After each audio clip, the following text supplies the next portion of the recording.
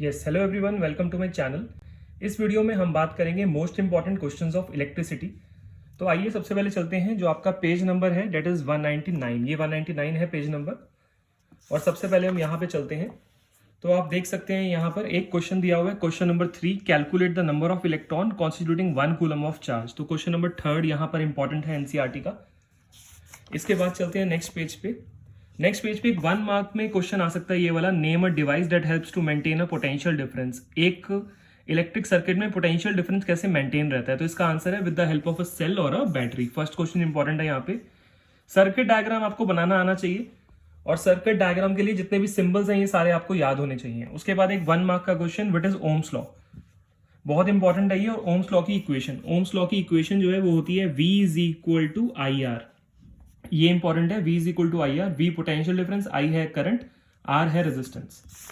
Ohms law का graph भी आ सकता है, तो ये VI ग्राफ है, 1 मार्क में आ सकता है। इधर पोटेंशियल डिफरेंस आएगा, यहाँ पे आपके पास करंट आएगा, और एक स्ट्रेट लाइन आएगी which is passing through origin. और डेफिनेशन पूछ सकते हैं आपसे, तो डेफिनेशन भी आप चेक कर लेना, यहाँ पर लिखी होगी, at a constant temperature current is directly proportional to potential difference. यहाँ पर डेफिनेशन लिखी होगी, और ये इसकी इक्वेशन है, V is equal to I R. उसके बाद आपके पास एक क्वेश्चन आता है, कौन कौन से फैक्टर्स हैं जिसपे रेजिस्टेंस की वैल्यू डिपेंड होगी। Most important question, important question है ये। कौन कौन से फैक्टर्स हैं जिसपे रेजिस्टेंस की वैल्यू डिपेंड है। तो रेजिस्टेंस आपका डिपेंड करता है तीन फैक्टर्स के ऊपर। एक है आपके पास resistance is proportional to length, और है रेजिस्टेंस इनवर्सली प्रोपोर्शनल है एरिया के, और एक है नेचर ऑफ मटेरियल। ये 3 फैक्टर पे डिपेंड करता है। सो मोस्ट इंपॉर्टेंट क्वेश्चन है ये, factors on which resistance depend. फिर आपसे आप देख सकते हैं टेबल दिया हुआ है, इसमें रेजिस्टिविटी की वैल्यूज गिवन है। तो यहां पर हमें ये देखना है कि जिसकी रेजिस्टिविटी की वैल्यू कम होती है वो एक गुड कंडक्टर होता है, और अगर रेजिस्टिविटी की वैल्यू यहाँ पे ज्यादा होती है तो वो एलॉय होता है। फिर आपसे पूछ सकते हैं कि इसमें से आपको 2 वैल्यूज दी होंगी, लेट से आपको एक ये वैल्यू दी है और एक आपको ये वैल्यू दी है, ये 2 वैल्यूज आपको दी है। तो आपसे पूछेंगे यहाँ पर कि कौन सा यूज होगा इलेक्ट्रिसिटी ट्रांसमिशन के लिए और कौन सा यूज होगा हीटिंग इफेक्ट के लिए।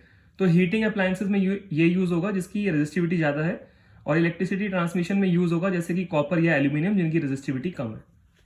अब आते हैं नेक्स्ट, फिर और कौन सा इंपॉर्टेंट है यहाँ पर।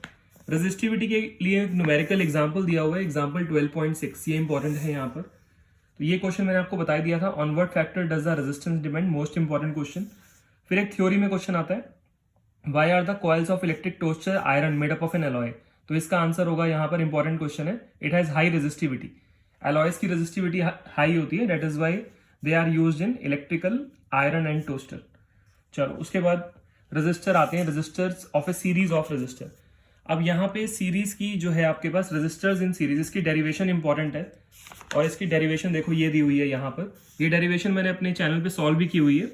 इसका फॉर्मूला यहाँ पर होता है हमारे पास, R is equal to R1 plus R2 plus R3। So total resistance के लिए ये वाली डेरिवेशन आ सकती है, और अगर ये डेरिवेशन नहीं आएगी तो उसी तरह पैरेलल के लिए भी है, टोटल रेजिस्टेंस इन पैरेलल।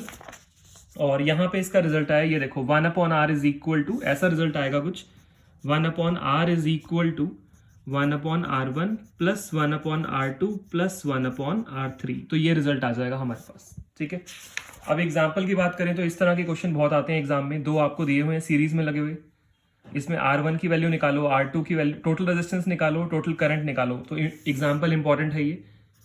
उसके अलावा सेम पैरेलल का भी एग्जाम्पल यहाँ पर, जैसे ये वाला क्वेश्चन आपके पास दिया हुआ है, इसमें 2 रजिस्टर आपके पैरेलल में है, फिर 3 रजिस्टर पैरेलल में है, और यहाँ पे जो इसका कॉम्बिनेशन होगा और जो इसका कॉम्बिनेशन होगा वो सीरीज में लगेगा। तो ये क्वेश्चन भी इंपॉर्टेंट है यहाँ पर।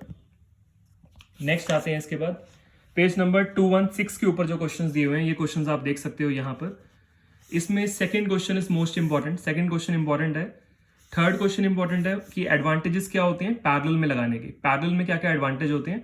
और एक क्वेश्चन, फिफ्थ क्वेश्चन इंपॉर्टेंट है कि हाईएस्ट टोटल रेजिस्टेंस कैसे निकालेंगे और लोएस्ट टोटल रेजिस्टेंस कैसे निकालेंगे। तो हाईएस्ट के लिए आप क्या करोगे, सीरीज में लगा दोगे, लोएस्ट के लिए क्या करोगे, पैरेलल में लगा दोगे। ये सारे न्यूमेरिकल्स मेरे चैनल पे सॉल्व है, आप देख सकते हो। फिर heating effect of electric current की डेरिवेशन है, आप देख सकते हो। डेरिवेशन यहां से स्टार्ट हो रही है कंसिडर करंट से, और ये एंड हो रही है इसके यहाँ वाले स्टेप तक, H is equal to I square RT। तो ये जो इक्वेशन है H is equal to I square RT, इसकी डेरिवेशन इंपॉर्टेंट है, डायग्राम ये बनेगा साथ में दिया हुआ है। फिर क्वेश्चंस इसके लिए एग्जाम्पल आप कर लोगे 12.11, बहुत ईजी एग्जाम्पल है। और उसके बाद आपका जो है यहाँ पर एक जो क्वेश्चन है हीटिंग इफेक्ट के, इसमें first question why the cord of electric heater not glow, ये इंपॉर्टेंट है, और एक सेकंड क्वेश्चन, सेकंड इंपॉर्टेंट है यहाँ पे। अब प्रैक्टिकल एप्लीकेशंस कौन कौन सी हैं, इसमें थ्योरी क्वेश्चंस आते हैं। एक क्वेश्चन यहाँ पर फिलामेंट के ऊपर आता है कि फिलामेंट के लिए टंक्स्टन क्यों यूज होता है, बिकॉज टंक्स्टन का मेल्टिंग पॉइंट हाई होता है, that is why it is use for, ये देखो यहाँ पे लिखा हुआ है टंक्स्टन मेल्टिंग पॉइंट इतना होता है, it is use for making filament of bulb. दूसरा, बल्ब के अंदर गैसेस कौन सी फिल्ड होती हैं, तो यहाँ पे लिखा हुआ है bulbs are filled with inactive nitrogen and argon gases to prolong the life of filament, ये इंपॉर्टेंट है यहाँ पे। ये इनएक्टिव गैसेस होती हैं ताकि जो है वो जो है आपका बल्ब है वो ब्लास्ट ना कर जाए, वो बर्स्ट ना हो जाए। थर्ड है फ्यूज वायर की एप्लीकेशन क्या होती है। फ्यूज वायर का पूछ सकते हैं आपसे, फ्यूज वायर का लो मेल्टिंग पॉइंट होता है और इसका फंक्शन क्या होता है, जैसे ही यहाँ पे लिखा हुआ है देखो, इफ ए करंट, जैसे ही करंट एक स्पेसिफाइड वैल्यू से ज्यादा फ्लो करेगा तो फ्यूज वायर का टेम्परेचर बढ़ जाएगा, वायर मेल्ट हो जाएगी और सर्किट को ब्रेक कर देगी, इससे हमारे घर के सारे डिवाइसेस डैमेज होने से बच जाएंगे। नेक्स्ट है इलेक्ट्रिक पावर, इसके 3 फॉर्मूले होते हैं, power is equal to VI, I2R V2/R, और उसी तरह कमर्शियल यूनिट ऑफ एनर्जी पता होनी चाहिए आपको, कमर्शियल यूनिट ऑफ एनर्जी होती है 1 kWh। अब एग्जांपल यहाँ पे रेफ्रिजरेटर वाला एग्जांपल, वेरी इंपॉर्टेंट एग्जांपल 12.13, बहुत इंपॉर्टेंट एग्जांपल है। पावर दिया हुआ है और टाइम दिया हुआ है, पावर को चेंज कर लेंगे किलोवाट में, फिर एनर्जी निकाल लेंगे 1 डे की, फिर 30 डेज की, फिर 3 से मल्टीप्लाई करेंगे तो हमारा रुपीज में आंसर आ जाएगा, डेट इज ₹288।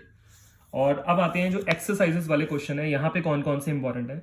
तो एक्सरसाइज में सबसे पहले क्वेश्चन नंबर फर्स्ट इंपॉर्टेंट है, ये मार्क कर लो, एक वायर को 5 इक्वल पार्ट्स में कट किया है, ये वाला इंपॉर्टेंट है एग्जाम्पल। उसके बाद आप देख सकते हैं यहाँ पर जैसे मिली एम्पेयर, क्वेश्चन नंबर 8, एक करंट है मिली एम्पेयर में दिया हुआ है, इसको एम्पेयर में कन्वर्ट कर लेंगे तो ओम्स लॉ लगा के ये क्वेश्चन हो जाएगा, तो क्वेश्चन नंबर 8 इंपॉर्टेंट है। उसके बाद यहाँ पे 10th और 11th, हाउ मैनी 176 ओम, एक ये वाला, और एक 3 रजिस्टर को कैसे लगाएं जिससे 9 ओम आ जाए या 4 ओम आ जाए, इंपॉर्टेंट क्वेश्चन है ये।